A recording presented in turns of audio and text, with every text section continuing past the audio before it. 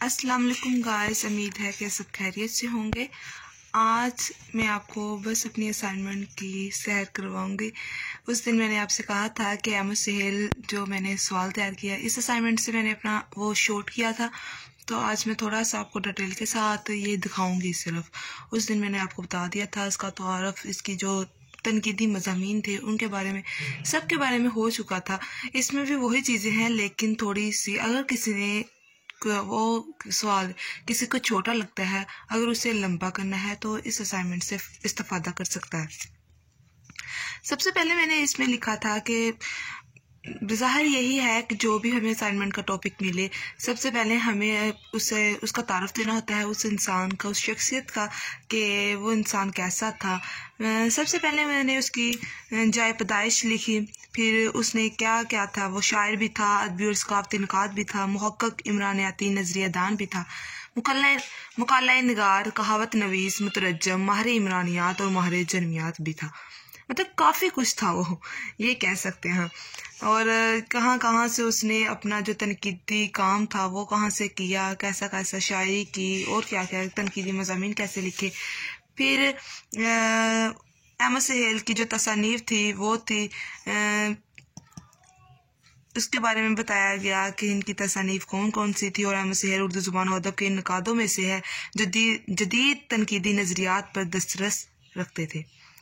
और क्लासिकी तनकीद भी इनके मिजाज में गैर जानबदानी रची बसी। क्लासिकल यानी एक दायरे, जैसे हम शोरा देख लेते हैं, मीर तकी मीर, मोमिन खा मोमिन, ये सब क्लासिकल थे, गालिब भी क्लासिकल थे। यानी एक दायरा, क्लासिकल क्या होता है, यानी एक दायरे के मुतहत रह कर शायरी करना या कुछ भी तख्लीक करना, वो क्लासिकल है, उस दायरे से बाहर नहीं निकल सकते।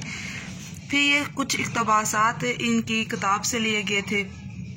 और फिर बताया गया कि ना सिर्फ ये वैसे मशहूर थे बल्कि अदबी जरीदों में भी इनका नाम मशहूर था, उसके बारे में बात की गई। फिर वो कहते हैं, मुझे लिखते हैं कि मेरे ये तमाम मज़ामीन 1983 से 1993 के दरमियान लिखे गए। इन दोनों में अमेरिका के निगरो शायरी, लतीनी अमेरिका की नज़मों के तराजम के अलावा अदब की जदीद तनकीदी नज़रियात और रुझानात के मुताले में मसरूफ़ था। यानी उन्होंने एक इक़्तिबास अपनी किताब में लिखा था, लेकिन ये इक़्तिबास उस वक्त मैं अनजान थी, इस बात से इतना शौर ना था मुझे कि इक़्तिबास ज़्यादा लंबा नहीं लिखते। तो लेकिन जब मैंने ये इक़्तिबास देखा तो मुझे समझ नहीं आ रही थी इसमें इसे छोटा कैसे करूँ, यानी शॉर्ट कैसे करूँ। तो इस वजह से मैंने इतना लिख दिया। लेकिन ये आपको नज़र आ रहा है क्वेश्चन मार्क मेरे उस्ताज़ा कराम ने लगाया है। वो कहते हैं कि जो भी इक़्तिबास होता है मुख्तसर हो के उसे याद करने में मुश्किल ना हो, यानी इसको आप मुख्तसर कर सकते हैं। फिर बताया गया, मैंने थोड़ा सा साख्तियात के बारे में, क्योंकि असाइनमेंट थी, थोड़ा सा डिटेल के साथ ही बताना था, फिर ये असाइनमेंट हम कंप्लीट कर सकते थे। साख्तियात के बारे में बताया गया, साख्तियात इनके नज़र में है क्या। फिर डॉक्टर अहमद सुहेल की नज़रियाती तनकीद और उनकी फ़िक्र जहन के मतलब क्या लिखा। मतलब कि हमने असाइनमेंट ये भी देना होता है कि दूसरे नकाद इनके बारे में क्या कहते हैं, उनकी राय देना लाजमी है। फिर ये इक़्तिबास, यानी ये क्वेश्चन मार्क इस वजह से भी लगा हुआ है। सबसे जो अहम बात ये है कि जब भी हमने कोई इक़्तिबास लेना है तो उसका हवाला ज़रूरी है, क्योंकि ये ज़्यादातर जो नेट की वेबसाइट होती हैं गूगल की, उससे कुछ लिए थे, क्योंकि इसका जो मवाद है वो बहुत ही मुश्किल था मिलना। तो एक ही किताब से बार बार मवाद लिया जाए तो वो भी इतना अच्छा नहीं लगता, जैसे कि एजन लिखते जाए। तो इस वजह से मैंने ना वैसे इक़्तिबास लिख दिए कि, लेकिन इम्पोर्टेंट बात है तो कैसे लिखे इसको। तो मैम ने कहा था कि ये अगर बात इम्पोर्टेंट है और इक़्तिबास इतने ज़्यादा उसका हवाला नहीं मिल रहा आपको, कुछ किताबें ऐसी थी कि वो ओपन ही नहीं हो रही इनकी, तो इस वजह से फिर मैंने, वो कहते हैं कि वैसे ही लिख दें उसे तहरीरी शक्ल में, लेकिन इक़्तिबास की शक्ल में ना बनाएं इसको ना। अगर हमने ये इक़्तिबास बनाना है, इन्वर्टेड कोमा लगाने हैं, तो हमें हवाला नंबर देना ज़रूरी हो जाएगा कि कौन सा ये किस किताब से लिया गया। फिर नकादों ने शुरू में इससे बहुत ही सख्त, नोकदार और खुश्क पत्थर भी इन पर बरसाए। खुदा की बनाओ और अपनी दकीक और बेमायनी बातों से लोगों को मुंतफर कर दिया। यानी इसे इख्तलाफ पाया गया इन पर। और फिर ये साख्तियात के बारे में बताया गया कि साख्तियात अंग्रेजी में स्ट्रक्चरलिज्म कहते हैं, यानी लसानियात की एक तनकीदी इस्तिलाह है।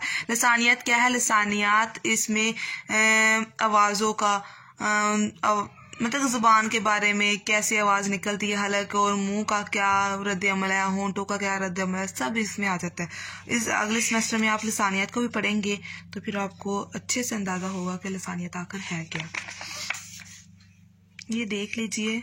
फिर मैंने बाद में बतायागा इसने, क्योंकि अपनी किताब में एक दर्जा ब दर्जा ये बताया गया साख्तियात है क्या, फिर पसे साख्तियात पर जदीदियत, माँ बाद जदीदियत, तो फिर थोड़ा सा ये लिखना था। ये देखें आगे मैंने माँ बाद जदीदियत को भी बताया गया है, उस पर एक इक़्तिबास दिया था।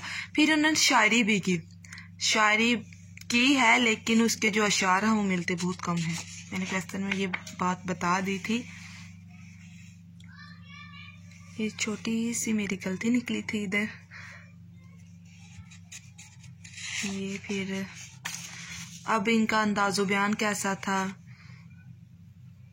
वो बता दिया है। ज़ुबान की चाशनी मतलब ज़ुबान इनकी कैसी थी और कैसा वो लिखते थे ये भी हमें बताना ज़रूरी है। देख लीजिए।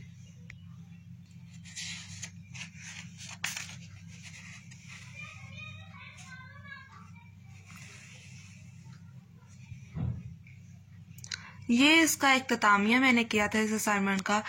ये बिल्कुल वैसे बहुत ही मुख्तसर सी असाइनमेंट है क्योंकि इसका मवाद ही नहीं मिल रहा था। बड़ी मुश्किल से ये भी मैंने इकट्ठा किया था। बेशक कि इनकी किताबें मुनफरद और मुश्किल मौज़ूआत का इहाता करती हैं जिनके मुताले का ना आम कारी को कोई ख़ास शौक नहीं होता। मुख्तलिफ मौज़ूआत की सर्च के दौरान मुझे इनकी चंद किताबों के चंद अबवाब और बहुत से मुकालाजात पढ़ने का इत्तेफाक हुआ। इनकी तहरीर यानी में अल्फाज का चुनाव, अंदाज़े बयान, रवानी और इन सब से बढ़कर के इनके जिस मौजू पर वो तबज़माई फरमा रहे हों इस पर गिरफ्त और तहकीक ने मुझे बहुत, वो कहते हैं कि तहकीक ने मुझे बहुत हद तक मुतासर किया। आगे बस हवाला जात था। यहाँ मैं अपनी असाइनमेंट का आखिर किया था। मतलब बाद में ये बताना ज़रूरी होता है कि ये असाइनमेंट मतलब कि जो हमने दिया है, जितने भी अपने हवाले दिए हैं उनको बताना, हवाला जात में बताना ज़रूरी होता है। और आखिर में इख्तितामिया देना भी ज़रूरी है कि आपकी नज़र में ये इंसान कैसा था। उम्मीद है कि आपको अच्छी लगी होगी। अगर अच्छी लगी है तो लाइक और कमेंट ज़रूर करिएगा।